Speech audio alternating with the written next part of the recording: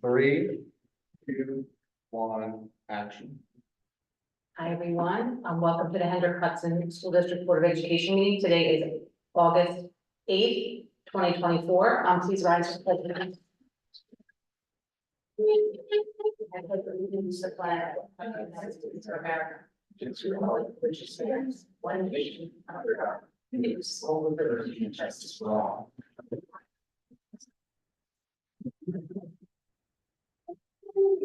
I have a motion to start the meeting. Motion. Second, all in favor? Can I have this? Is there anything needs to pull from the consent agenda? Motion to approve the agenda as. Oh, motion to approve the agenda as stated. Motion. Second, all in favor? Does anyone have anything to pull from the consent agenda? I'd like to pull fiscal 4.4, number 19, for the per diem substitute employee resolution. Sure, just a point of privilege here. We're requesting to not vote on this evening as part of the consent agenda. New data was brought to us. We want to bring you a different resolution based upon that new data, and we'll have this for the next meeting. So before we vote on that, I have to ask Carmen if there's any non-agenda, any comment, audience comment on non-agenda item. Oh, yes, we do. We have one person. We gotta use this. Mary Landry. Hi, Hi. good evening. I hope you all had a nice summer. My name is Mary Landry. I teach 4th and 5th grade orchestra and general music at GL. But tonight I speak as the mother of a kindergartner and more specific to this topic, a 4th grader in this district. Tonight, I'd like to implore both administration and the board to address the rumors surrounding the potential for 5th grade to move to Blue Mountain Middle School next school year. If it is true that our current 4th graders are to become middle school students in the 2025-2026 school year, that will make this year their final year in elementary school. If this is true, I'm sure the administration and the board, in the spirit of transparency, would wish to give ample notice to allow the 4th grade parents the opportunity to organize a 4th grade committee, to fundraise and plan a year of special trips, culminating experiences, and a moving up ceremony, which these students missed in pre-K through COVID, for these students, similar to the traditions 5th graders currently get to experience in their final year of elementary school. If any of the rumors regarding the potential for 5th grade to be moved to Blue Mountain Middle School have begun to move toward more concrete actions, meetings with consultants or contractors, plans for allocation of funds, decisions on architectural changes, I'm sure you would wish to do your due diligence as members who serve this community to relay these actions in the name of transparency and to ask for feedback on this change from the community members you serve. If this is indeed true, as a 4th grade parent whose child is in the grade that would pilot this rumored change, I would certainly appreciate being asked for my opinion. If I missed any announcements about this matter, I apologize in advance. And if the rumors are false and there are no plans to move 5th grade to Blue Mountain Middle School in the 2025-2026 school year, I respectfully ask that you make a definitive statement to the community following the rumors. Thank you for your time and dedication to our children. I look forward to your response. Thank you, Ms. Landry. There are no plans to move the 5th grade to Blue Mountain Middle School in the 2025-2026 school year. We've mentioned this previously. I would respectfully ask that anybody who has questions about rumors, please feel free to reach out to me, and I'd be happy to discuss those at any time. Thank you. I just want to add also that I don't know where the rumor was coming from. One of the plans that we had originally discussed when we were talking about transitions was plan E, I believe, was the plan to move the 5th graders up to the middle school. But that was taken off of the conversation very early on in the discussion and never discussed again publicly, privately. That's not an intention of the board to move. Okay, thank you. Yeah, Thank you.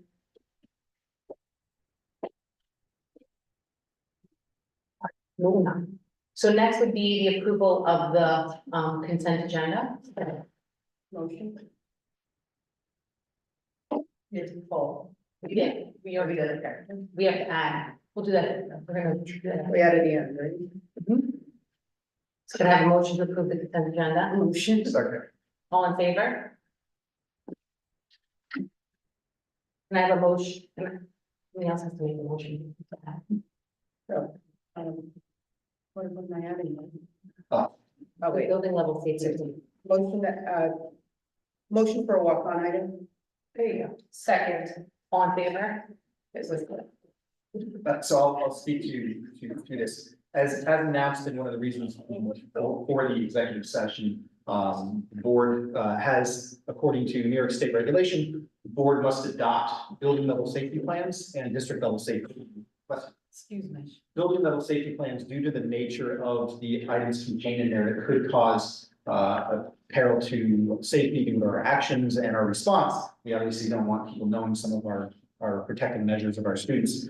They have to be discussed in executive session, but the plan has to be adopted in public. And so after the discussion, we will be adding this on to adopt after that discussion from the executive session.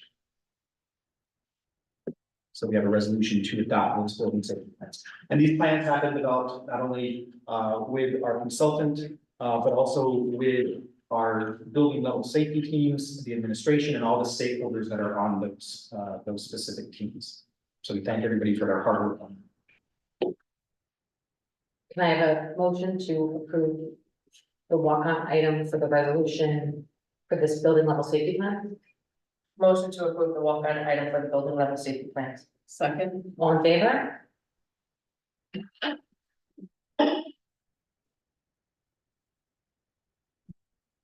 Are there any audience comments on agenda items? No. Okay, that gets us to our superintendent's update. Thank you, President Mills. It's good to be back, thinking about the most wonderful time of the year. And it's not the holiday season, but it's when we welcome our students and staff back. So as soon as we bid farewell to our students and staff for the summer, the district begins preparing to welcome them back. And as we approach the exciting start of the school year, I just wanted to provide a midsummer update on the hard work and progress that's being made across our district on some of those items.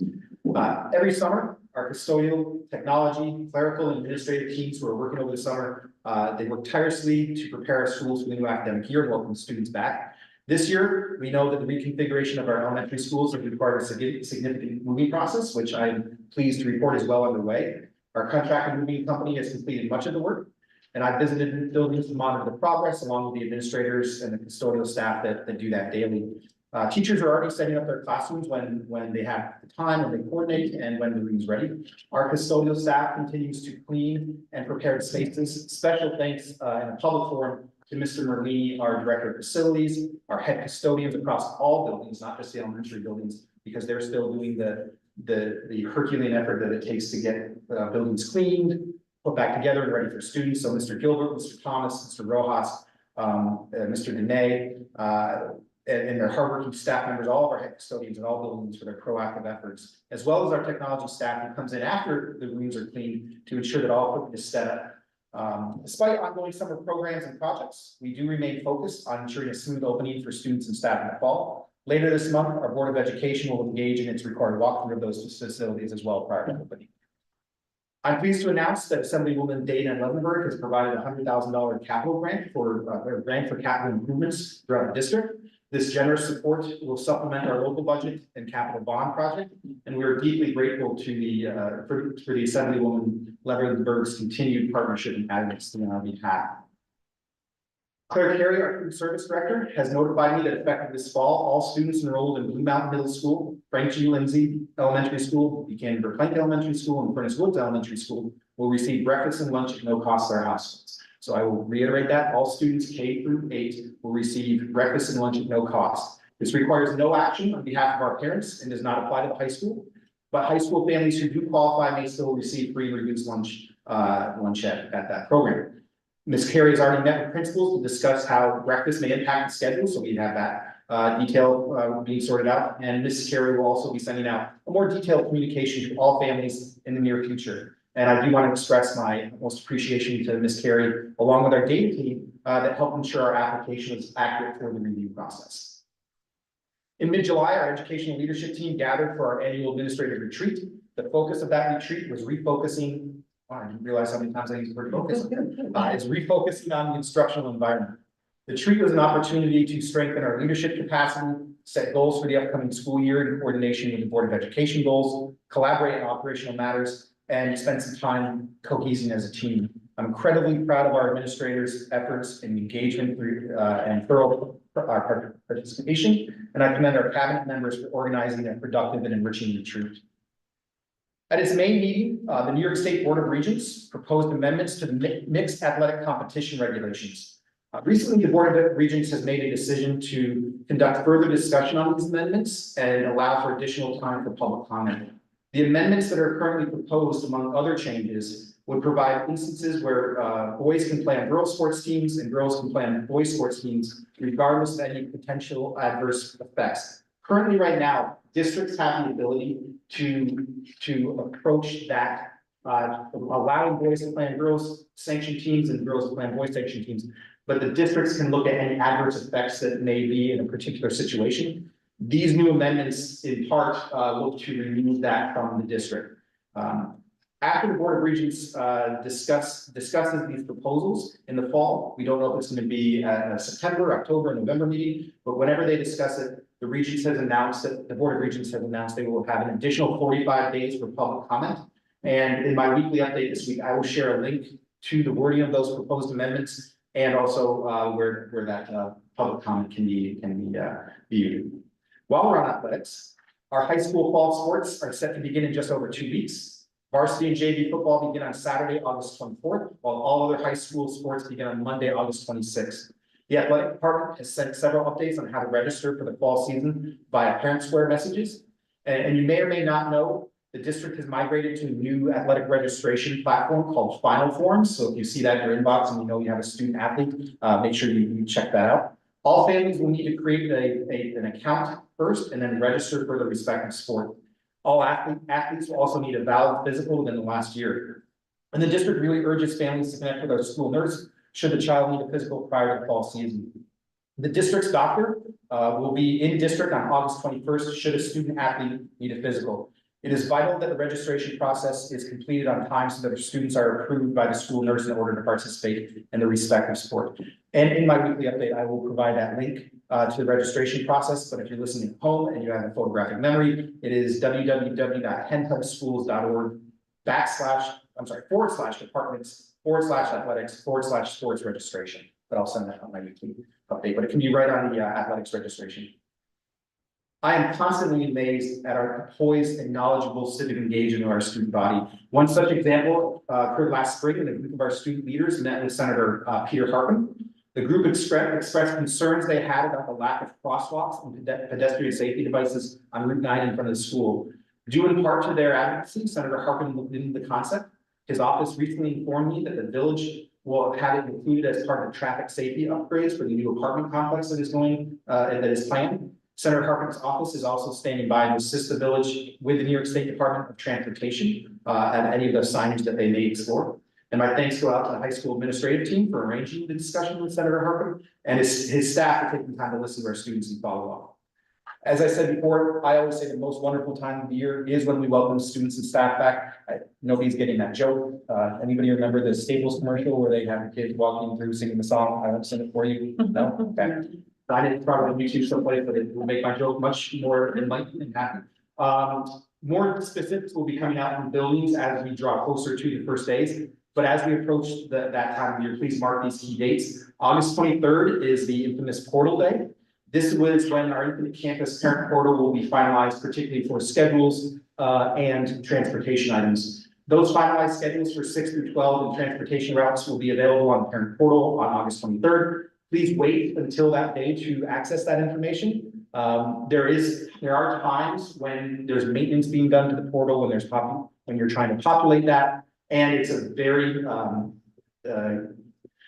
testy software. Sometimes if you go in there to update it, the portal may open, and we're not intending it to open. And if you go in there by mistake, you may see information that is probably not going to be accurate until it's finalized. So I just put that disclaimer out there. Please be sure to review your transportation information closely, including bus numbers and pickup locations, as those change every year, and we want to make sure everybody's ready to go for the first day. And the first day of school will be September 3rd. We're excited to welcome back our students. This will be a half day for K-5 students. We're planning to give them a bag lunch before they head home, so that we'll have more details about that as we get closer. And then it will be a full day for grades 6 through 12. So please be on the lookout for communications from your building with more information. This is just, it's not widespread, but I did receive an inquiry about a text message that one of our families received under the Hendrick Hudson banner. A family reached out to me asking about an NIL team. That is if you receive that, anything that's saying that you have, you've been invited to participate in the Hendrick Hudson NIL team. We are identifying that as spam. I did a little research. It's a nationwide phenomenon from an unknown number. There is no such affiliation with Hendrick Hudson for whatever an NIL team is. So just be aware, if you do receive a text message saying, please join, click on this link to join the Hendrick Hudson NIL team. That is not a school sanctioned event, and I suggest you block and report as junk. So just, I think it's probably a good idea here to add that a text message from Hen Hud would only come from the parents where. Correct. Correct. Okay. In our effort to be more intentional about celebrating milestones, I'd like to take a moment to recognize Trustee Basso, who recently celebrated birthday. I hope it was filled with family, fun, joy, beef jerky, and cupcakes. So, there are no questions at this time requiring follow-up, and even though it is the summer, it is 19:45. The kids should still go to bed. So if you're watching, please go to bed. And I will now. We do have. We're adjusting our format of the report. We want to make sure we keep our community and our board as informed as possible. We will, after my report, we will drill down a little bit deeper to some of our other areas of operation and oversight. We have our interim assistant superintendent for business, Ms. Jill Figueroa, who will give us an update on her areas of oversight. So, Ms. Figueroa. Do you want me to fill up or? No. So just to give you a little bit of what's been going on, and believe me, it's just touching the surface. So we're continuing to get acquainted with our staff and learning their roles, and that remains a work in progress. We haven't had a lot of time to meet everybody yet. Our external audit is next week. After that, I'll be visiting the buildings and meeting stakeholders throughout the day. We're readying for our external audit that begins next week, and it usually lasts about 5 days. The business office team is in full force getting ready for that. We are in the process of canvassing for our treasurer and senior payroll clerk to replace our retiree. I hope to have a treasurer named by September 1st. We have been working hard to update some of our purchasing procedures. We'll be updating and rolling out some new ones. That will help to streamline and prevent any risks. Training will be provided where necessary to our staff. We are reviewing our risk assessment from our internal auditors to resolve those recommendations, as well as having them perform the payroll audit. So we'll be having a payroll audit as well as our external audit in the next couple of weeks. It's all ongoing. I've also been reaching out to my resources to help us search for a transportation supervisor, and we're hopeful that we will have more on that very shortly. And that's my update for this meeting. Ms. Figueroa, thank you for leading the charge on our first cabinet member update, and in your extensive time in the district, it shows how much you've been doing in that very short time. So thank you for that update. I do want to circle back to my appreciation to our head custodians. I did forget to mention our Blue Mountain Middle School head custodian, Mr. Harrison. So thank you to you and your team for your efforts to keep everything getting ready on track for the opening of school. So I apologize for that. I'm going to turn it over to you. All right, tonight we don't have any presentations. Oh, we do. Aren't we discussing? That will be. That's the last. Okay, Okay, so we have no presentations and discussions. We will start our next item is the approval of the shared decision-making plan. I mean, we can handle this like policy where I start to read it, but I think it's a little different because it's not a policy, it's a reg. Yeah, you probably should give a little background, because we should have approved this on July 1st. So New York State has a regulation, but it's also good practice that you engage in shared decision making. While the administration has the mandates and is compelled to run the day-to-day operations of the school district. We value input from all stakeholders because we serve a community of learners. A physical manifestation of that and a codification of that is our shared decision-making plan. And that shared decision-making plan has certain must-haves by the state of New York. It has to be, it's recommended that it's reviewed every 2 years. And it's reviewed, I think in our policy, we're gonna review it every year. We're gonna review it, and the plan is to review it annually, which is what we did as a shared decision-making planning team back in May. Then we put up we had the conversation around the mission statement, which then we decided to hold this. But it is important for us that because we did change some of the language, the group recommended language changes, that we do put it up for review.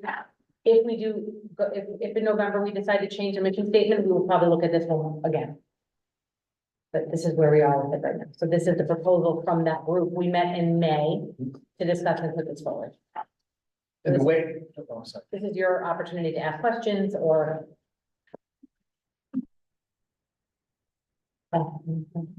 Just the way the review process took place at that meeting, the plan was shared ahead of time.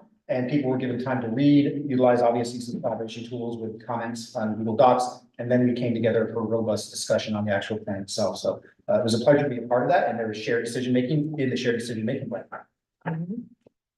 We need to approve this as is for right now. Can I have a motion to approve? Second, all in favor? Thank you. We'll place this on the website. Perfect. Okay. Now we get to our policy readings. There's a lot of them, but this is because we're doing the policy audit. And you'll notice that the majority of these fall under the 1000s. They're all under the 1000s. That's where we are in the review. And there's one brand new policy that we wrote as a team. So that's new to the school district. That's the 4,000 policy. So I just wanted to give you guys that background before I start reading them to you, the public, and you guys are aware of why we have so many and which one is really a brand new policy. Okay, so I'm going to start with the first reading of policy 1130, media relations.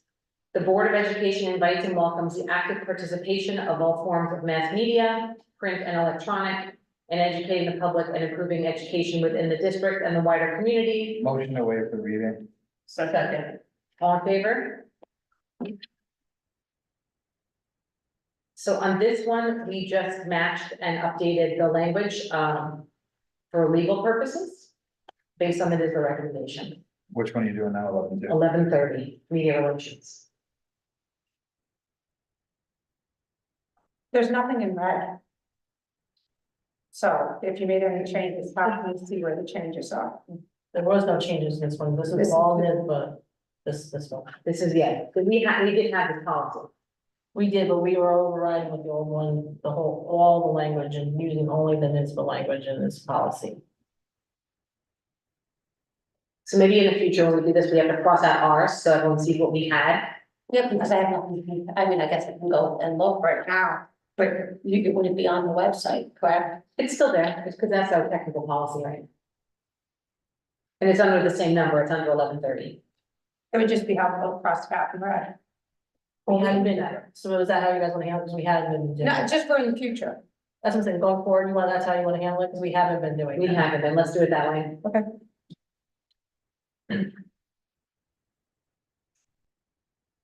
So this is the first reading. Does anyone have any questions? Okay, we'll bring this one back to the next meeting to discuss the vote. Just for clarification, would you like the old policy read for that second reading? I will.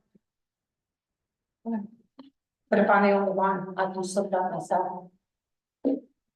Well, three of us have already done it, so it's not really, I mean, we're reviewing it all, so what do you guys, how the rest of you feel about that?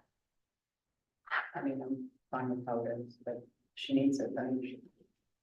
I'm not on the policy committee, so I like to see where the changes are.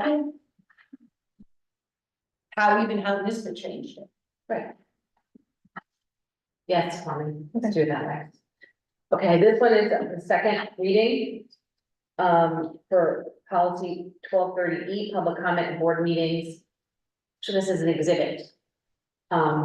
Because we feel community engagement is important to Hendrick. Motion to waive the reading. Second, all in favor? Motion to approve the policy. Second. All in favor? Yeah, this is the one we have discussed and adjusted. That's that one done. This is the first reading of the revision of policy 1400 public complaints. The Board of Education recognizes the right of community Motion to members. waive the reading. Second. All in favor?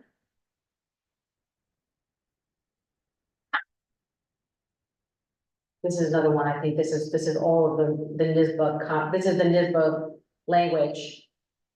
Word for word, I don't think we changed any of it, but what we wiped out are, so the next time. Carmen will put it back up. Look, at the end of the day, that's probably not the worst idea. It's not. Also for the people at home. It's record. Yeah. Just show the record. Point of privilege. In addition to the red line markout, we do keep a historical archive of the policies just for everybody's edification under the archive. Yes. And that's on the website? That would be right under inboard docs. If you go into policies, I believe there is a section called retirement. Okay. Okay, this is the first reading of policy 1405. Complaints about certain federally funded programs. Any person or entity Motion represented, to waive the reading. Second. all in favor?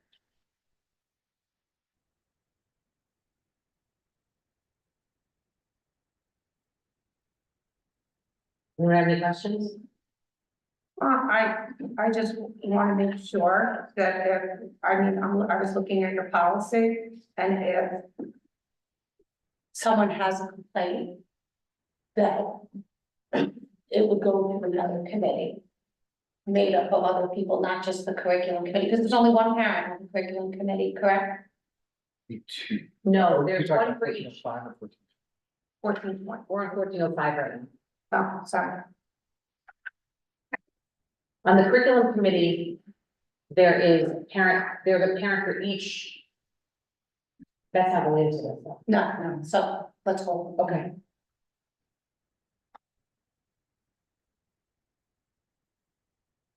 All right, so we can move this on. No one has any changes or recommendations, so we can bring this back to the next meeting. The next is, the first reading of revision policy 1420 complaints about curricular instructional materials. The Board of Education recognizes its Motion to responsibility. waive the reading. Second. All in favor?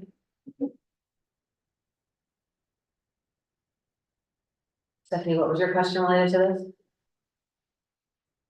The parent volunteers, does this committee meet during the day? It is This is not the curriculum committee. This one would be made, though, it says by an administration. I don't think it's a set committee. Yes, so in education, just like the military, we love acronyms and we love committees, well, military have acronyms. But we want stakeholder input, so there are a lot of committees of similar types. We do have an existing curriculum committee to receive updates. It's a committee of the board to receive updates on curricular aspects of the school district.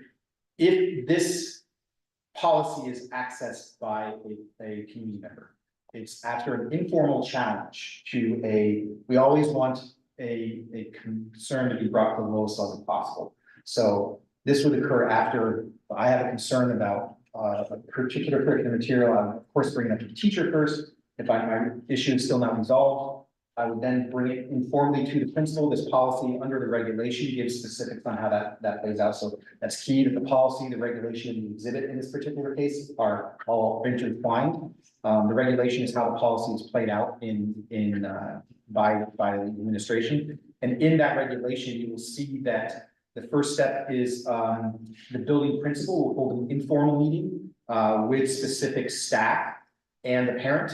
At that meeting, if the complainant is not satisfied with that, then the complainant can use the exhibit of 1420 to formally file that complaint with the superintendent. Who then at that time, I believe this policy is calling it, the superintendent can convene the instructional material committee or instructional review committee.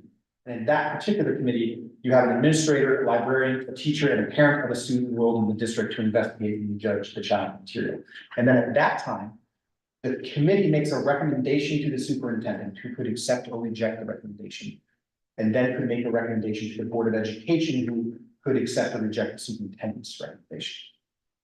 But it would stay in circulation until all of that is Yes. done. While the recording you. While the review Yes, is done, correct. okay. With, if they had a issue with it, so you're saying it stays in circulation, so if I was a parent, correct, like a religious issue with something. Until the decision is made, would my child be penalized for not, like, completing the assignment? Let's say I had an issue Mhm. on religious grounds on a book. Mhm. Would I just get an alternate book? I think we would always want to have that conversation with the teacher, with the principal on each individual cases, but I would expect that conversation. Right. Okay.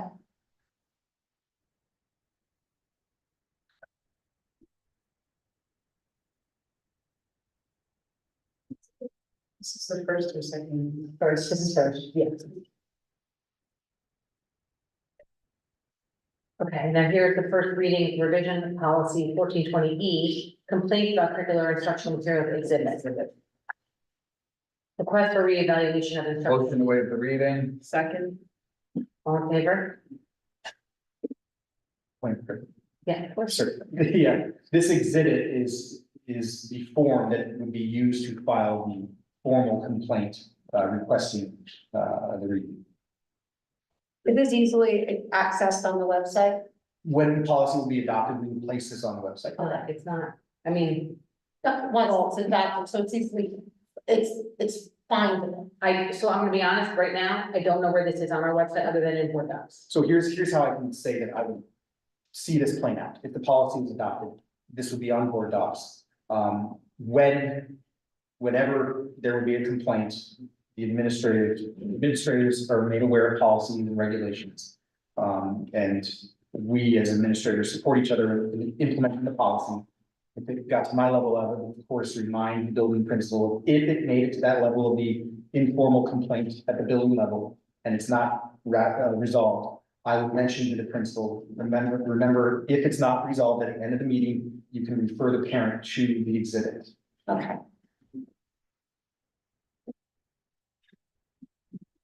Right, so we're bringing that one back the next. This is the first reading, revision policy 1420R, complaints about, no, we already did that. that's the regulation. Oh, this is the R, this is complaints about 1420R, complaints about curricular or instructional materials. The following Motion to procedure, waive the reading. Second, all in favor? So this lays out, the specifics on how to go about doing this.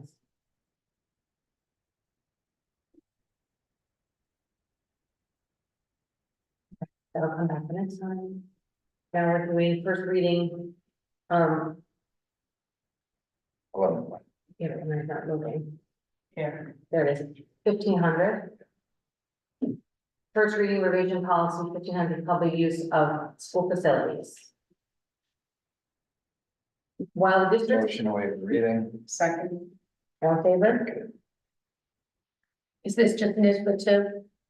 Since there's no red. This one, we discussed this one at, we discussed this one at length. As a group.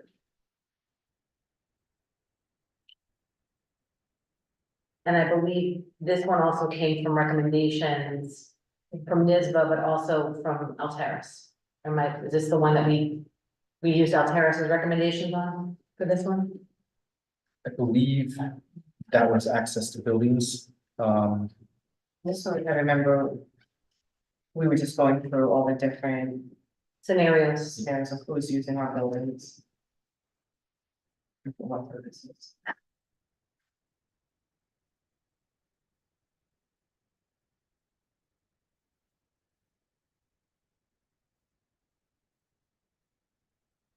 It's similar to our current policy. Yeah, it was, there was a couple of changes though, so, and I don't know what they were from We're gonna probably have to put up the red on this above. Yeah, I'm up for all the ones that say revision. We'll bring that one back. Now, If we're it's a, I just have a, if it's a whole, just erase and replace, we should just do old and new. But if it's inline edits, then we should just strike through the This changes. is what we're doing, but she thinks she wants to be the old. No, Stephanie only wants the old she wants to when change. it's a full redo. So if we have a policy today and we're like, we're totally throwing it in the garbage and replacing it with the new update in full, then she wants the old one there and the new. But if we're just changing a series of sentences or words inside a sentence, then she just wants to Yeah. strike it, but this one doesn't have that. The first one we talked about is what was a total Yeah, redo. but on this one, it's an existing policy that made changes, but I don't see any strike through on it. Yeah. I think this might be a redo too, but Oh, okay. I think a lot of. I think things- it's a I think it was a redo and I think we just talked in length about it while we were doing it. Okay, cool. Yeah, I think we were just going through all of those different scenarios that NISBA gave us to make sure it didn't impact us negatively Because on we any of discussed, our we, groups. exactly, we discussed each of their line items. Yeah. That they could see how would they impact Ken Hud before we made the recommendation. to the Thing board. for sports. Yeah. All of that stuff, yeah.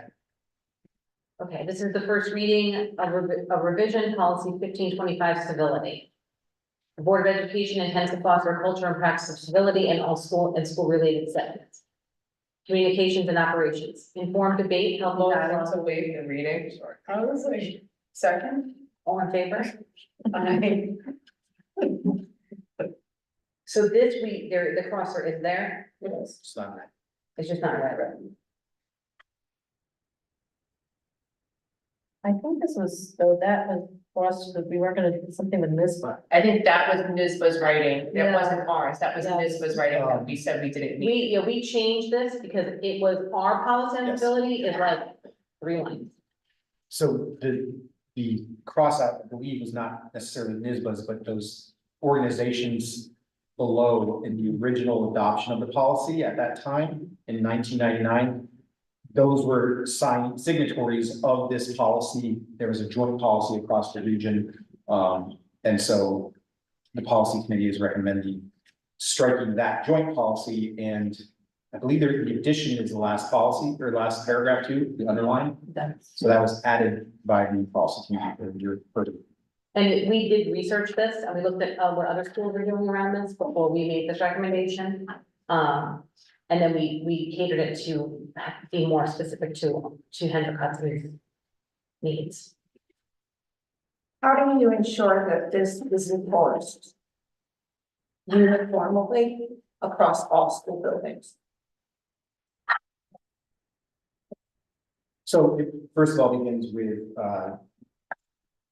the superintendent or his or her designee putting in regulations to that. I don't necessarily think regulations can codify this. This would be more of a conversation among our administrative team and making sure that we are following the spirit of this and referring to the policy as such. So that's really us as an administrative team, myself, holding our team accountable and holding me accountable for how we approach this. And there's multiple levels of review. So for instance, one of the reasons why we talk about going to the lowest level of where a concern or a complaint can be addressed is so that you can go through the quote unquote chain of command with different perspective times. So if a decision by a teacher is not received well by the complainant or by the concerned party, they can appeal to the building principal or the supervisor. And then it can go to that individual supervisor. And then ultimately, in some cases, the superintendent, always the superintendent, but then in some cases, the Board of Education and the Commissioner of Education. So those multiple levels and following that chain allows for those different processes and different perspectives. So district administrators definitely get together and they'll discuss, the spirit of this policy and how it's gonna be enforced in every building. Once adopted, I will bring this to our next administrative team meeting, make the administrators aware. We'll go through the wording itself. We'll answer any of their questions. We'll talk about, it's so important, particularly when you have buildings that serve same grade levels, to be in cohesion with each other. Correct. And there's always going to be some level of subjectivity. We try to minimize that. This will play in as well with things such as, if it may not be a civility owner, it may be a code of conduct matter, or it may be a DASSA matter. Okay, this is the first reading, of revision policy 1530, smoking, vaping, and other tobacco use on school premises. Due to the health hazards associated with smoking and in accordance with federal and state law, Motion to waive the reading. Second, all in favor? So we basically just modernize this? Do we have vape detectors in bathrooms? I do not believe so. Yeah, I'll double check, but I'm 85% certain that's that. No, we talked about that in safety last year. They looked into it, but looking at other districts that use them, they're not as useful as we think that they are, like they're not 100% effective. There's a lot of false positives. Or just like not picking up. Oh, It doesn't pick up, like in theory, it sounded like they were really good, but they're saying that districts that have them, it's not helping the situation. Cause it's not picking, yeah, because it's not cigarettes. well, It's not. also like, I guess if it's on the ceiling, Mhm. if it's not reaching the ceiling, it's not gonna pick it up. Right, so vape, unlike smoke, there's a lot less. Probably that's in the air, so it's probably harder if it doesn't hit Yeah, the it's not sensor. than picking it up, unlike a yeah. cigarette that should- We did talk about that in Yeah. safety last year. that's unfortunate. Or you just need a whole bunch of sensors in the ceiling, but that. Or like, right on like the wall, you know, like a stall kind of thing. So this policy, the way this governance works, the board adopts this policy, this gives the district administration and the staff the framework with which to curb this behavior. And it's what I like to say, trustee Hickey, it's not one approach, it's a lot of approaches. It's health education on the dangers of vaping. It's enforcement of any code of conduct aspect when there is this behavior. It's education, it's helping our students know in a safe environment when they do make a mistake, the reason why this shouldn't be that way.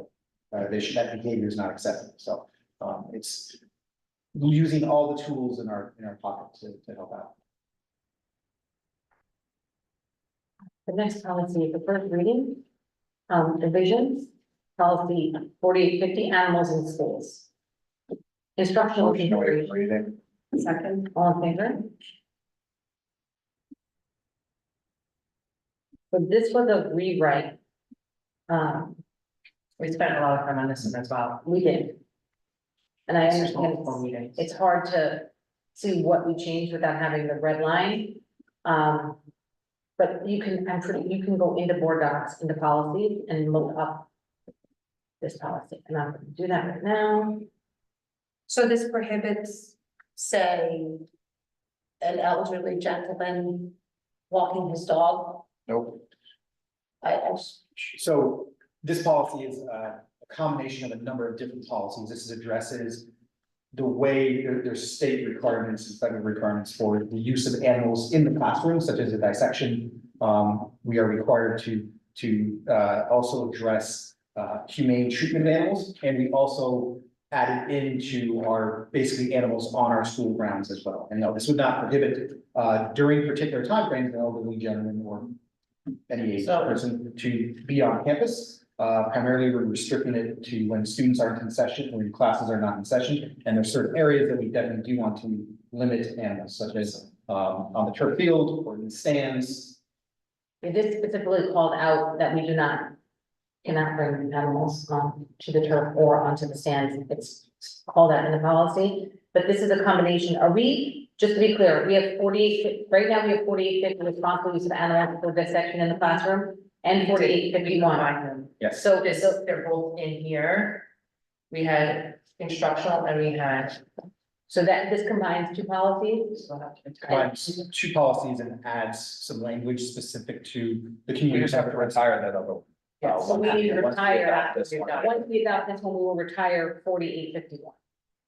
So if you see on the next step too, it does say that you can walk your dog after hours, that some of us like to do. Walking dog use have to clean up after your dog, and your dog has to be on the leash. Okay. But just not during, yeah, tax, just not during school events. Unless they're chasing me. School hours, and right now, you're not supposed to walk your dog during school hours, or you're not Yeah. supposed to walk on premises during school hours. Yeah, no one's supposed to be on premises during school hours. Right. Unless, Correct, because unless that they're here for school. correct, that would follow the visitors to school Yeah. policy that they had adopted previously. And a testament to the policy committee and to the board, they really spent a lot of time looking at what wording in the policy would be best fit for our community. We have beautiful fields that people do like to bring their animals on, and I think we were talking about this like May. Yeah. I mean, think it's this came up comfort, like right? May, yeah. Frank cheese and comfort to from one neighborhood to the other. we did also discuss this with the town and the village to make sure that we didn't have conflicting ordinances and they were aware of what we were doing. Okay, so we'll bring that one back, and now, I thought there was one more. We're gonna get 67 one here. Oh, I'm in the wrong. Hmm. Okay, so it's like,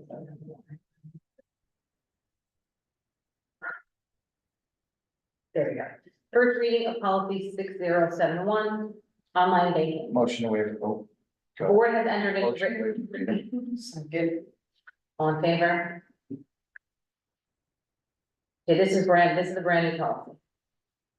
Everyone else has something? I'll turn it over to Jill to give us some All right, time. so this just comes at the recommendation of our auditors. We did not have an online banking policy, and it was at their advice that we need to adopt one. It allows us to make electronic funds transfers and so forth, and establish banking online policy, that's all. Is this something that we should approve immediately? 'Cause Yes, this is something that we don't need to have a second reading for if everybody's in agreement, but it's not going to change. There's nothing to change in it, unless you want to question something that's in there. I just want to make sure that you're able to start. Right, exactly. I would like to be able to establish this immediately so that Let's, there's no reason to not Yeah. establish immediately unless you have questions about it. So someone needs to make a motion to wait a second. motion to waive the second reading of policy 6071. Second. Online banking. All in favor? Motion to approve policy 6071, online banking. Second. All in favor? This one has for next month. Or one more you can add. All right, good work, guys. Okay, That was that's a lot. it's a lot. A lot. Are we done with the 1000s at this point, Connor, for now? We have more, don't we? That's what I thought, okay. I'm gonna about 5 more, right? So the next is committee reports. It's summer. I don't, We've only met with the committee. with mine, or, We've met with all of you and see what we've been doing. I know, it's not that. Oh, yours is- okay, yeah, Yeah, yours, and I don't think we've met. There's been no, nothing. Policy. Policy, so we just showed what we did. Okay, so the next is board comments, new business. you want me to go first? Sure, okay. Last month I had the privilege of going to NISBA's Summer Leadership Conference in Albany on the July 19th and July 20th, accompanied by Mr. Tremblay. It was a 2-day powwow of just a lot of information, so I thought it was really important to share some of the things. So we took 9 pages of notes, so I just will try to go through it. First opening up and said, New York School Education Department, I guess would be that piece, came up with some, yeah. Yours. And I said, came up with some graduation, we're talking about graduation requirements. Currently, we have, not we as a state, we have about 3 or 4 different diplomas that students can receive. They are looking to change that sooner. So just be aware that it might not necessarily be a Regents diploma. They're looking at multiple measures, but it will all be designated under the same diploma type. So just be aware that that would be a change that will be coming out. Once they do make the recommendation, I think it's open to the public for comments for about 45 days. Again, this is all the way up to Albany and, they will be coming through with that. Then we had different breakout sessions that we could attend, and, day one, we attended one on declining enrollment, and it seems to be a trend across the state. And one big huge takeaway I took from there was an essential question: how welcoming is our community to people who might look to move in?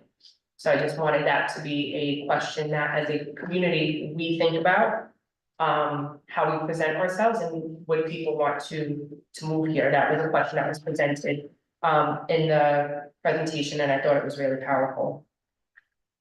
Second breakout session that we attended was called You Gotta Be Here, and it was talking about student engagement in tough times. One action item that we talked about was that looking at the chronic absentee data, that we will constantly be looking at that to monitor students who are absent, and we're not talking about sick absentee, we're talking about, I believe it was 20%, is it 20%, 10% of 20 days absent, give or take, so about 10% or more, and that could be for truancy or just being out. It does make a difference, especially in terms of funding and just children's learning. So one of the districts up there had a method to try to combat that, and that was having mentors for students who are chronically absent. So they would be assigned a teacher, and the conversation, just talking about those students and how then when like the teacher was absent, the student would be like, oh, like, where are you, kind of thing. It was just this really good bond, and a lot of students that were there were talking just about, they had a video for that, and they were just talking about a lot of the connections that they were able to make, and it made them want to come to school. And then ends up that day, which is a lot of dynamics and building skills, and it was just talking about how people handle conflict. And it was looking at the different, so they're competing, there's collaborating, compromise, avoiding, and accommodating. And it just made me really think of how I would identify myself on here, how I would identify other people, and how we can always look to achieve a goal, but also maintain a positive relationship. So that is something that I would love to dive deeper into. That was day one, in a nutshell. Day two, we talked a lot about AI stuff, and Stephanie, I thought about you, and there's gonna be another presentation from NISBA in October on a lot of the different AI, like ChatGPT also has like a new feature in it that was, I think it was like 4.0. And we got to play around with that and like figure out different ways to word things, so I thought that was really interesting, and I'm pretty sure when the next one comes around, like, you should definitely attend that, because I thought of you the entire time that we were there. And then I thought something that was really powerful for our shared decision making, we keep talking about students being active within what we're doing, and there were 2 school districts, both located upstate, that have students on the school board. And the panel discussion, I didn't want this session to end, there were about 8 or so students that were there, who were talking to us about their experiences, where they have one person who's on the board, but they also have like the committee. I did get the contact information for those boards, and I think it would be a great idea for us to do further research with them and maybe talk about this a little bit more in the future to have a student. It made you think about having student input, but also they talk a lot about how we would act if there was a student here, like how would you present yourself if you had a student who was sitting here listening to them and having them see you. So there was a lot of good information from there. Like I said, I did talk to the board president from one of the school districts, and we exchanged numbers, so I would love to reach out to them. And then our closing was with, and I don't know why I didn't write down his name, because I have it in the Bill Daggett. Again, I didn't, even though it was like what was holding me back from going home, I did not want that to end, and that was something that I had expressed to Tremblay. I would love to have the potential to discuss him coming in to present to the district. It was all about the mindset that you create for your students. And one of his pieces that when I was writing it, I bolded it, talked about how we can bond and heal the divide with effective leadership. And it was just a really powerful experience that we were there. Overall, I feel like I took away a lot from those 2 days there, and I know there's another one coming up in October in the city, and I think that we definitely need to capitalize on going to that. Yes. Yeah. All right, well, I just wanted just two things about this. So in 2014, so we're going back 10 years, Hendrick Hudson School District did have a student that sat unofficially at the table. That I think he was at almost every single board meeting. That came up in the shared decision in our strategic plan as something potentially. And I think at this point, the governor's actually talking about mandating it on the school boards. Proposed legislation for student as ex officio, so they wouldn't be able to vote, but they would be able to table. But this takes it, what these two school districts are doing is actually like a whole nother step further. So the students are really, so it's not just like you have a kid sitting here and they're participating, it's one step further, so. I mean, I've been talking about this now, this is my third year on the board, I would love to see it happen, I don't know if it's possible this year. Hopefully we can make some steps forward to giving the students this opportunity to engage. I think, one other thing after speaking to Amelia about this that, struck a chord with me is, and you can speak to it more, was that a few of these school districts have like a board member assigned to a building. Do you want to discuss? Yeah, that a so- little bit? Like how we are all on different committees for things and we become like the expert, those school districts. It felt very much like the board and the board knew the district and the district knew the board. There was a lot of. Like students knew the students knew who their board members were. So if they were in the community, students knew who their board members were, so each board member would be assigned to one of the schools to become the liaison. So that they would meet with the principal or the administration or some teachers, get some information and then bring that back to the board. And it just seemed like students knew the superintendent, students knew the board members. All around, it just seemed like a great environment. Like everyone seemed to be on the same page. Are these upstate school districts? One was, Schenectady and Schenectady. So I know that was when she mentioned that, I mean, I would love to see us, I know we're all really busy, but I think part of what we do, it's important for people to know what we do, and I think we've discussed that before. So it's something just to look at and, well, I think when we discuss our board goals and our district goals publicly, I think we should keep them and we should keep in mind, maybe as a board to discuss. I just thought that I've taken, and I just want to thank you both for going and being present. I think it's so important. I think you learned so much. I was so, like I said to her, like, I'm so proud of you and so happy that you went because I could not be there and none of us could be there because everyone was asked. So thank you for being there and being present and reporting back to us. And hopefully October, I know Stephanie went last year. And they brought back some great things. So I think it's a good opportunity. So thank you both. All right, so now we have a presentation, under, new business that everyone should have, see in the also in front of you about, employer request discussion. The presentation / discussion. Board is considering, should we charge for FOIL requests? I'll just give you a little anecdote.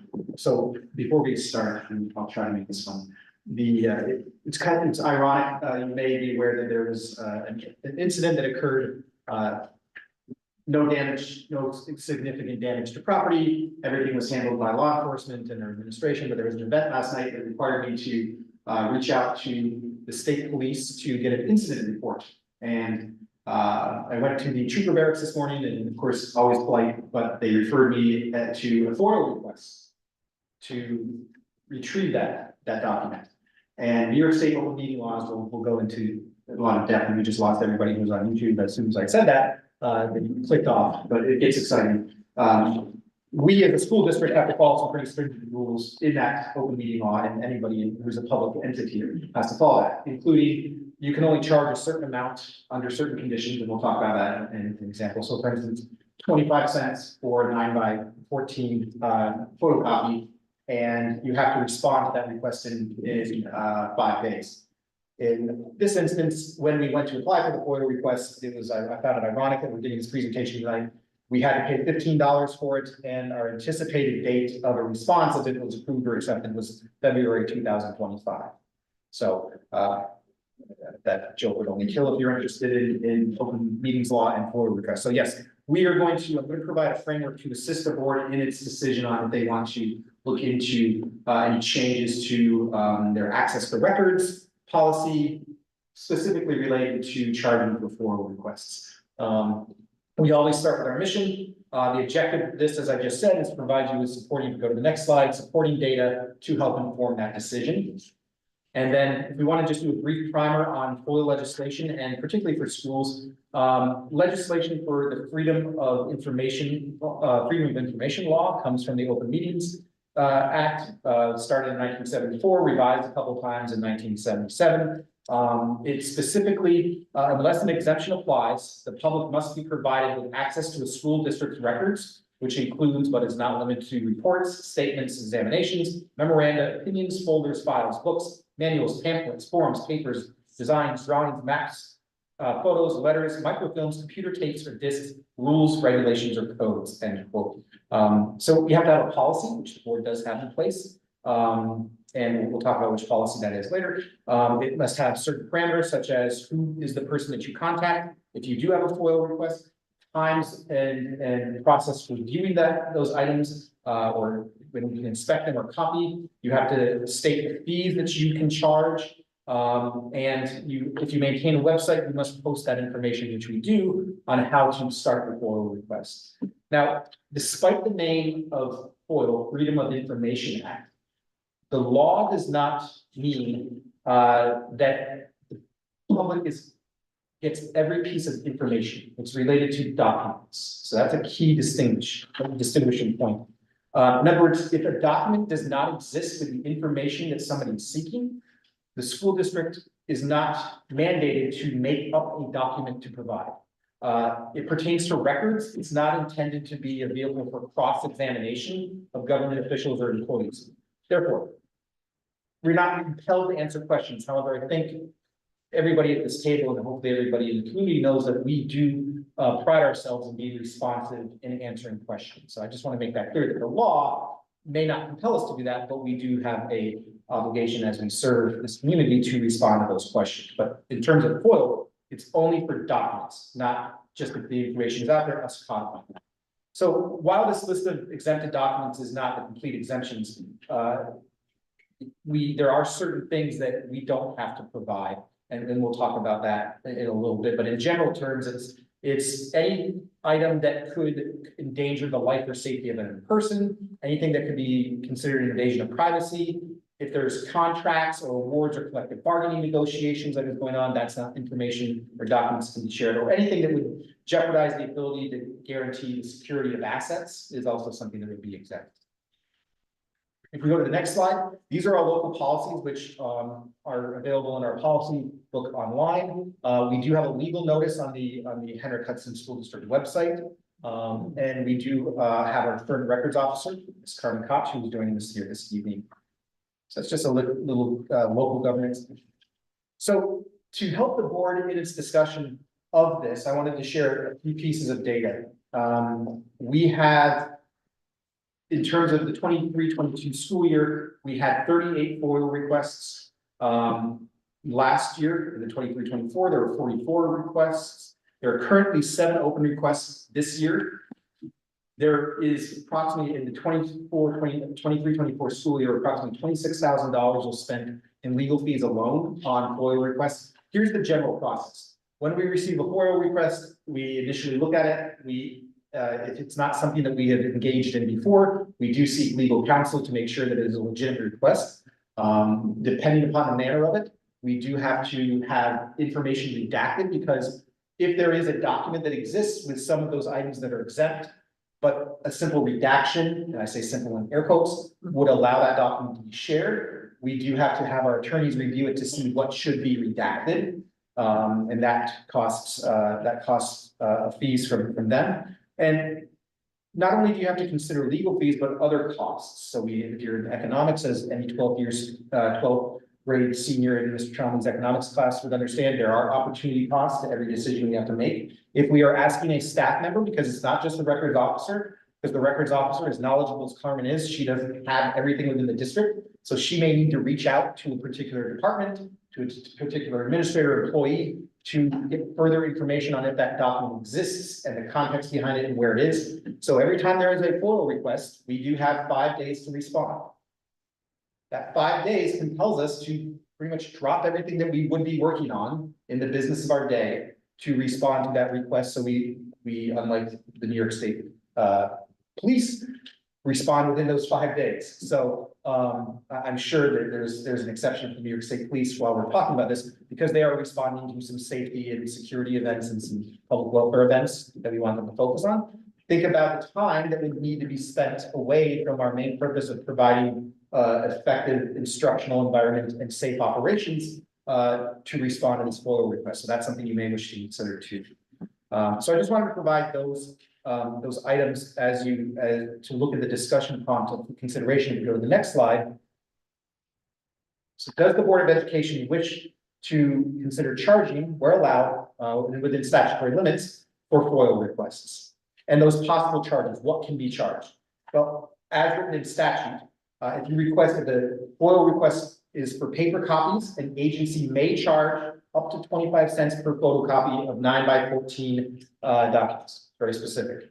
Anything larger than 9x14, we can charge the actual cost of photocopy.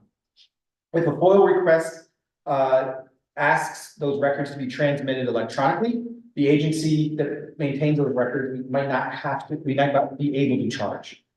If there is a request for a large volume of any type of records, including electronics records, we could charge the actual cost of reproducing those records. And if an agency such as a school district takes more than 2 hours to prepare, extract, copy, get together all the items needed for that FOIL request, we could charge for the employee's time. You cannot charge for those attorney's fees, as an example. So that's just a little background to assist you in the discussion. All right, so we should probably go around once and see what everyone's thoughts are on this. For discussion and just to have a, sorry, I'm trying to talk. We should probably go around once and if anyone has questions or points to add, Mike, or have a discussion, if anyone wants to start. Yes, one of my questions is it 5?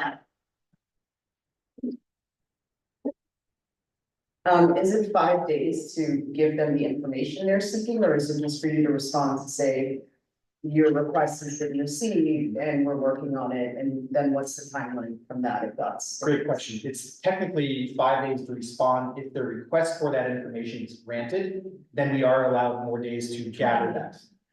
Okay. And you can technically ask for more time. Yes. Carmen, how long have you been records officer?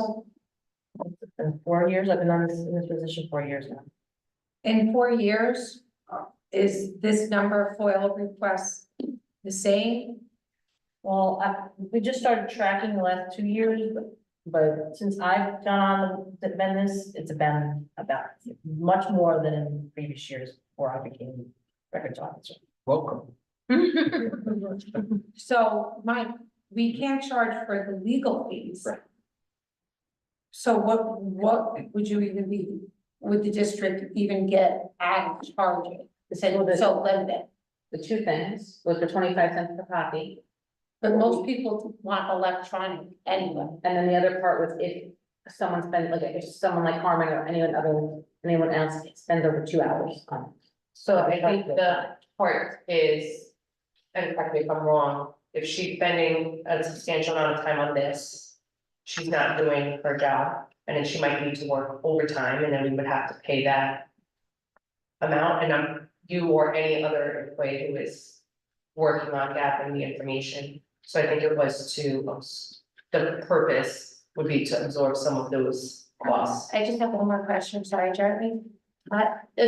When people are making these requests, like say, as an organization or association, is it this different people making these FOIL requests, or is it the same people asking for information or association? That would just kind of help me with that. It's varied. A lot of times, it could even be somebody outside of our community. Newspapers ask for FOIL requests all the time.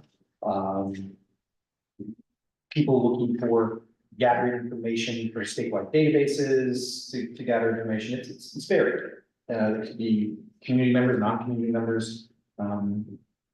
It's whatever type of information that they're seeking, people can FOIL, and it's been varied since I've been here. Are we allowed to legally put stipulations on it if you are not a community member? This is what it would be, or if you are a community member, you can have up to 3 FOIL requests at no cost. Like, is there anything that we can do legally? That's a great question. We actually asked our attorneys that this morning.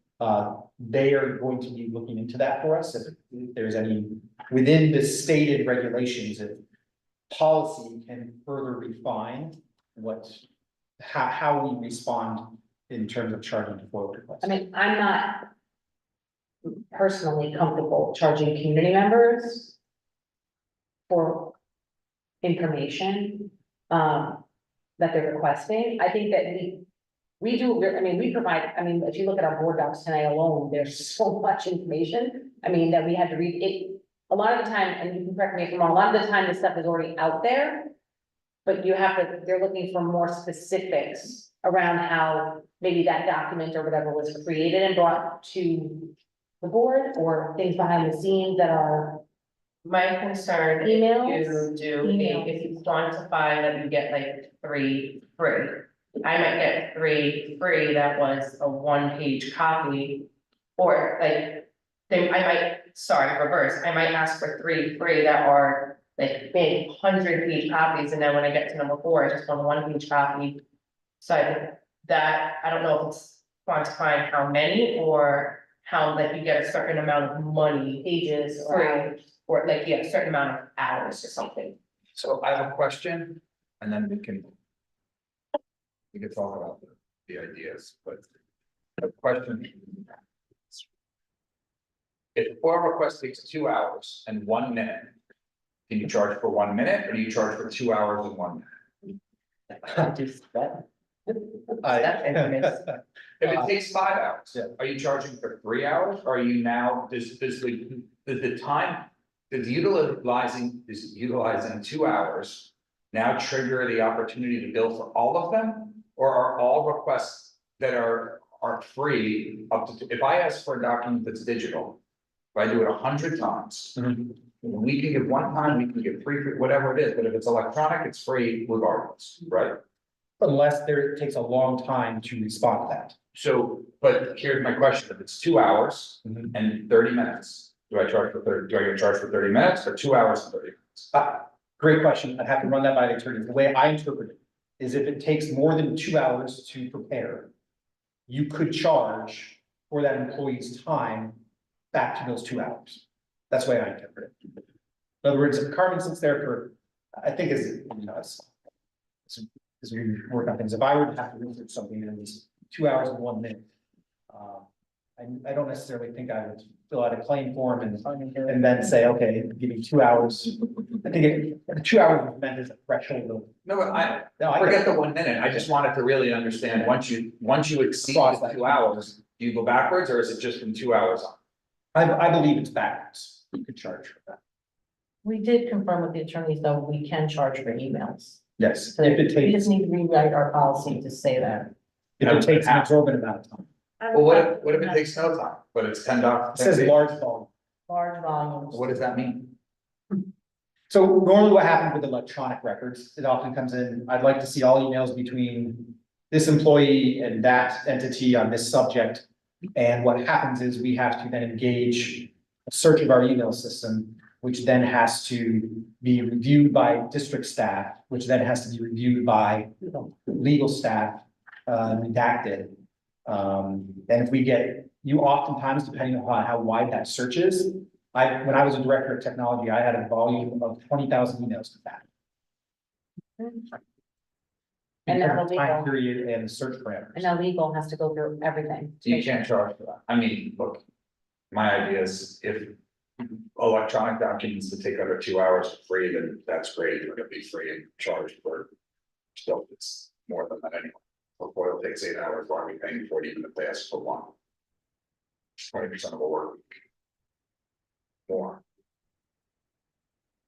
7 hours. That's what I'm saying, it should be by the time. I think it should just Not stick like with this digital dissemination under 2 hours is free. And if it's, you want hard copies, pay for it. If it takes more than that. So I have a question on that. How do you, like, how does the person who's getting charged know how much time someone spent? So you can charge them, what if they say, like, there's no way that took 5 hours?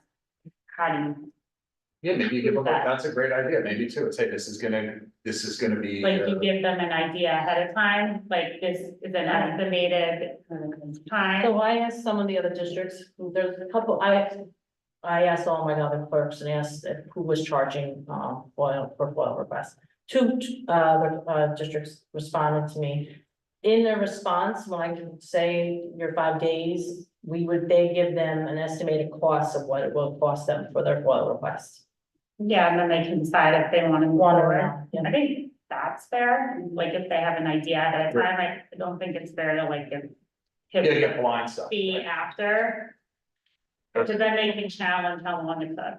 Jill, do you want to add to this? Yeah, I don't know what the right answer is as far as the 2 hours or the less than 2 hours. I just know through experience, you can be asked to go back 5 years, 10 years on things. Payroll records go back 55 years.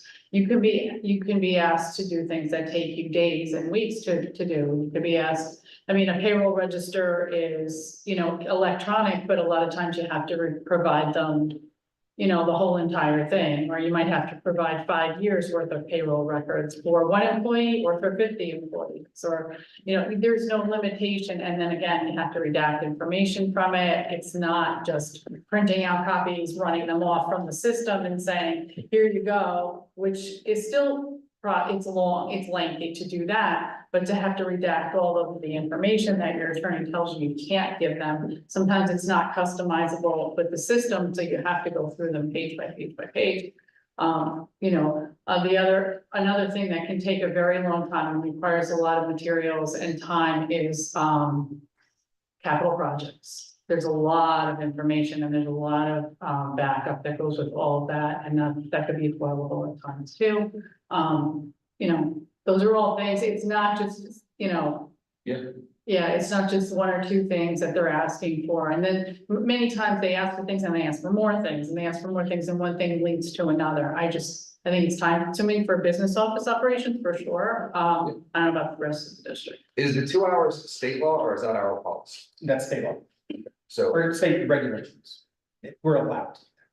It's codified. you can't charge for a 5-minute, 1-page electronic document. Correct. So I got my answer. Thank you. I just wanna put out there, I'm all for the district saving money any way it can, but not this way. I do not feel comfortable putting FOIL requests behind a paywall. And that paywall being people who can afford the information versus people who cannot afford the information. I do not feel comfortable. And I hear exactly what you're saying. You know what I mean? It's costing us money. But and our hands are tied on how we can even charge. I just think that this would penalize the people who can afford the information, and I'm not behind that. I would like to know before I make any decision whether or not we can charge non-community members versus community members. I'm not comfortable charging community members, but out of people that are not in our community, taxing our resources, that's a different story, don't you think? Well, but I just, I mean, if somebody out of. I agree, 100%. I don't think that I 100,000% think that there's an opportunity to do something different for community members versus non-community members or community members who are toiling on behalf of a for-profit or any other organization, right? But is it appropriate that someone should just be interested in information, right? I hear where you're coming from, right? No doubt about that. But is it right to say Jill and her office have to do 40 hours worth of work to satisfy a FOIL because someone just is curious and they have absolutely no risk whatsoever to take up 40 working hours to scratch an itch? That seems like a tremendous liability from a business perspective that would be irresponsible. I mean, I would never open that risk to my business. I agree. I don't like that it takes away from our staff working on what's the goal and the mission of. Benefiting kids, right? Like at the end of the day, this is scratching grown-up itches and people should have access. And maybe then there's an opportunity to appeal to some sort of a committee that hears what they're looking for, but I get what Steph is saying but Carmen, how many of the FOIL requests that you see, and you may need to get back to us, I'm not putting you on the spot, please, by any stretch, but how many FOIL requests do you see that are taking more than 2 hours? Just I gonna. mean, the photocopying, I don't really care about photocopying, costs like a penny a page. You know what I'm saying? Like if you just buy those services. And my. The email searches are probably the most time consuming. Because it has to go through the IT department, searching the vaults, getting the information out. That's probably the most time consuming, so that I've seen since I've been. And And how long does it take? we got last year, 44. I think 40. and how many of those took more than 2 hours? Over half, I would say. Cool.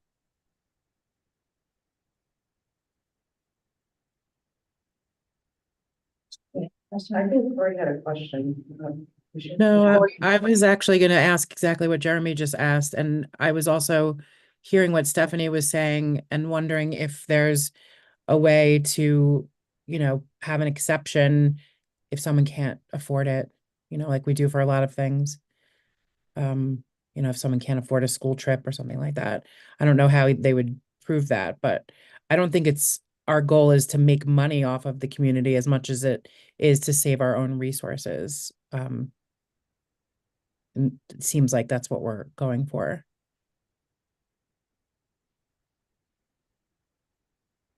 I think the more red tape you add to this, the more bureaucracy, it limits the information that's available to people. I think anybody, and once again, I hear that it's costing us money. But you're not gonna get the legal fees, and even if you did get the legal fees, that's a drop in the bucket for other things that we spend. If the community wants information in the spirit of the law, I believe it should be available to everybody. Not non-community members, I agree with that, but I don't even know if that's possible. That's why I would like to know that. If somebody has FOIL, I think you have to, the Freedom of Information Act says you have to give it to them. Yeah. The question is if you're just gonna charge them for it. Yeah, you can charge getting information, just the charging, still gonna get your information. Carmen, do you get FOIL requests too for like, let's say there's an RFP that's put out and someone wants to know like what the other things that come in are. You get those requests too for bids? That's not a FOIL. That's not a. Excuse me, I didn't mean to. No, that's okay. Yeah, no, that's not a FOIL. Okay. We're required to get that. Information, okay. I mean, I just think it's a slippery slope to. So if someone sends you a FOIL request and it's information that you could just get, A lot of times I redirect people right to the. Oh, you do? Located on the website, Yes. So the thought that I have, because you're right? Both of you are right. There's no question about it. But does having an obligation to maybe pay encourage someone to maybe refine their request to something that's more appropriate.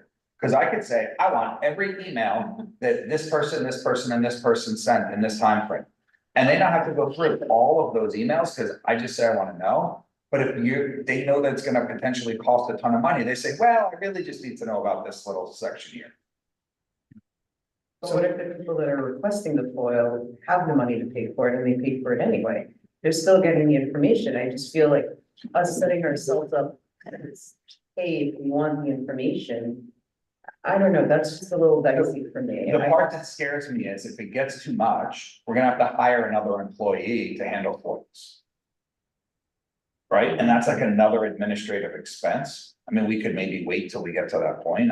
But I'm just, those are the unintended consequences, I guess, that are worth us thinking. To the point of helping the public, we are a service organization, and that's the expectation that I express to our staff. That we interact with the public, we're a person first organization. So oftentimes Carmen and I will discuss a FOIL request that comes in, and we'll sit there and say, what is this person really looking for? So we'll reach out and call them. We'll try to help them, because in the end, that will make our job easier. So to that first part of your point, we do try to help make sure that we refine that down, because it benefits both parties. I think just throwing in dollars for information just starts to feel a little like you're trying to block information from people. Like that's how I feel like it's gonna be perceived. And I personally, like, I get it, there's a cost that comes with it, but it's $26,000 in legal fees. We couldn't recoup anything because we can't charge them for legal fees, so technically it's money we couldn't get anyway, so why start something new? That's probably, you know. And right now, we're in a good place. I hate to say this. We've come a long way. No, I'm just gonna throw it out there. I don't have any. We've come a long way. And you don't know who's gonna be sitting up here. You don't know what's gonna be happening. And I'm not going to limit information to people behind the paywall. Can you just share at the next meeting how many hours, man hours we spent on those 44 requests? Roughly, you don't have to say that. That would be and roughly, and if you don't know, and that's gonna take, listen, if that's gonna take hours to figure out, I don't know, then I don't know where to go, but if you're like, average. I mean, You know. and when you think about it, it doesn't have to be, you're not. Could you imagine, no, but I'm just saying, could you imagine if Carmen spent 400 hours on those requests? That's 10 weeks. A visual, third of her desk is donated. Right now, yeah. FOILs. But I'm just thinking, I'm just like, we can't get the legal fees back, but all I'm saying is I'm concerned, and we can cross the bridge when it gets to the point. And saying, hey, if we don't implement an expense, we're gonna have to hire someone maybe, and we. Well, do you just wanna see how this year goes? Maybe that's. I think so, because I mean, my next question was gonna be, what was the request amount at this time last year of those 44 that we ended up with towards the end of the year, right? Was it 7 or was it already at 15? Like, was it double? I can still say I wasn't here yet. So what time period? I mean, like, just like July, what was this, oh, sorry, right, August.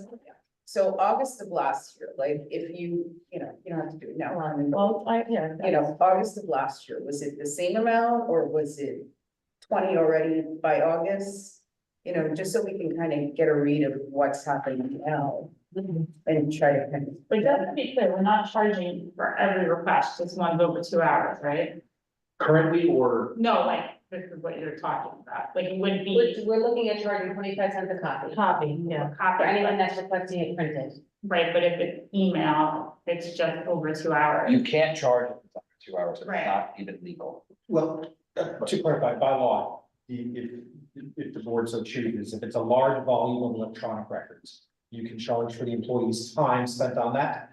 And then blanket, if over 2 hours, you could charge for employee's time. I think there's two. Yeah. They're 25 cents per copy, Right. or if it's 2 hours over the time, we would charge for that additionally, you know. So you're still saying you can get free information on email if it's under 2 hours. So, that, like Jeremy said, may make people reevaluate what information they want. And you know what, I'm saying charge. I don't even know what you would charge, Yeah. like if it is, How do you come like up- say how do you I'm come up with an looking for hourly all rate? emails associated with something, Carmen.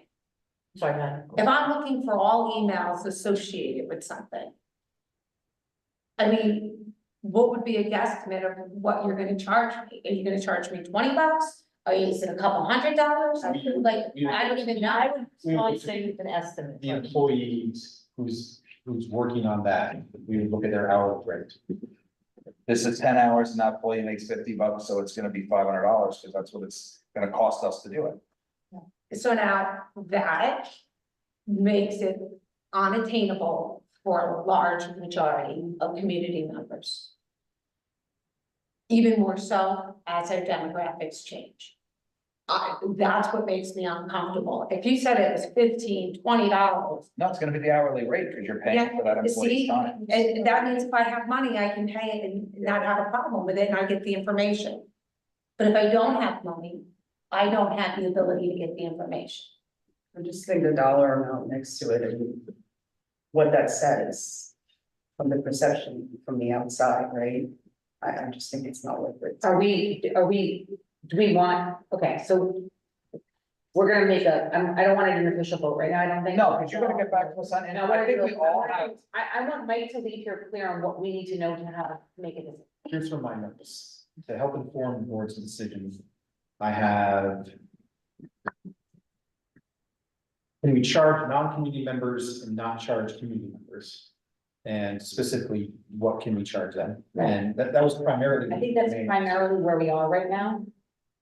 As a group, am I missing any? I want to make sure we have the meeting. And we wanted to know I think. the 44 FOIL requests, the total number of person hours that went into that. Just Roughly. rough. And just a guesstimate of what it was last year. Actually, So no. we can kind of. Of the 44 FOIL requests, what was the time spent on those that were over 2 hours? Because you can't charge it for them 2 hours anyway, so there's no sense. If 30 of them were under 2 hours, then this is a moot point. 10 of them were a long time, but it depends How how many long. hours is that gonna take you to gather? No, no way. We're not doing, don't do that. Yeah, don't. You just know if you have a few long ones. Yeah, just a guesstimate, Carmen, don't make it like. I agree. Be exact. So we can bring this back up, when we have those clarifying information. Can you also find out the number of FOIL requests the school districts around us receive? Like I'm looking I at would have to 38, FOIL. 44. And then,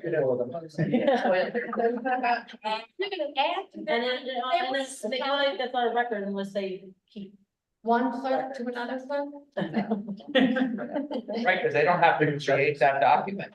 So that's the other piece, right? They don't have to create the document by doing research. If they don't already have a document, to Mike's presentation point, they don't have to tell you because it doesn't exist. Yeah, but it would also help me to realize if this is average or above it. Like I have nothing to compare. Carmen, did you say it's only 2 districts that are charging now? Two that came back, was in this. Anecdotally, Out of us, 2 we have districts. 80 Oh, something. but they're- Oh, 80, wow. It's charged. anecdotally, districts No, it's and fine.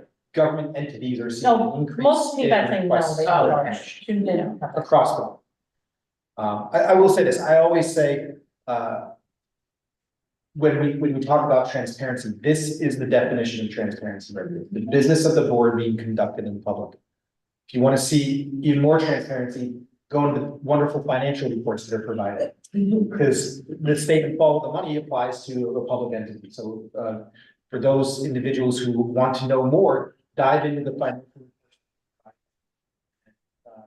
Watch the board meetings, come to the board meetings, because this is not a public board meeting, this is the board conducting its business in public to be transparent, just through discussions such as this.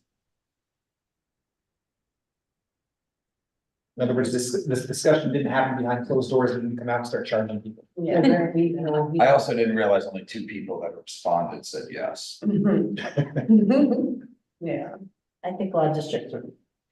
it's the same Yeah, thing, you have all to grapple with it, right? Because if you start telling people no, or you're Cause I, just that, gonna start showing up now. been more it's like, You're in the trying last to couple of put years information than everywhere normal, else. than other years or It's previous hard. years. When the books get together, it seems like it's more now, It's not a hen hug problem. no, I don't think Across the board. so. Okay, thank you. Thanks, Corinne. Thank you.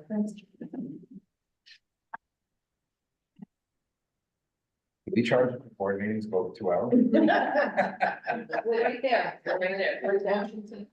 Okay, anyone else have anything else to add or new business? We don't need another executive session, so we closed our earlier. Motion to close the meeting. Second, all in favor?